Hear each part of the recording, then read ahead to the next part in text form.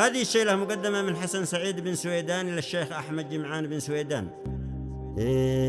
هاجي اسمعي يحضر بقوة حلها، يندخ وراسه بالشوامخ والدقام، قبلة سويدان حيا فلها، على قبايلها ملايين السلام.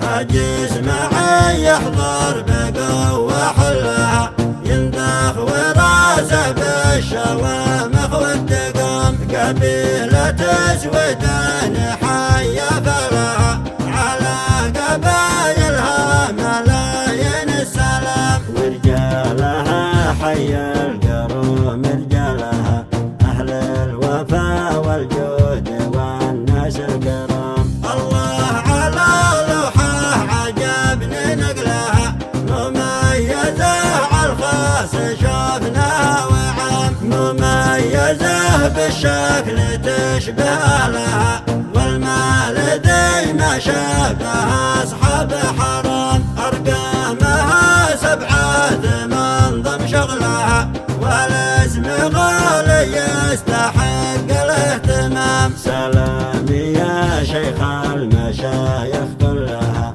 يا ابو مجاهد خاص لك مني سلام. هذا حمد كل المراجل شلها، ما ينحني راسه خطا فوق الجهام، مطنوخ نجمة الثريا زلها، بالعز صيته قد وصل مشرق وشام. أما خصومه فالشجاعة دلها، ويقدر الجيد وهو لد الخصام. والمشكلة لجات يحضر حلها، لقد حضر ملقي لها شوق وزام. يده سخية يد حاتم قبلها، وبعدها بقول عالدنيا سلام. وقاصدينه في ظلاله ظلها، يكرم ضيوفه من كبيرات السلام. هذه صفات الأجواد وهذا فعلها،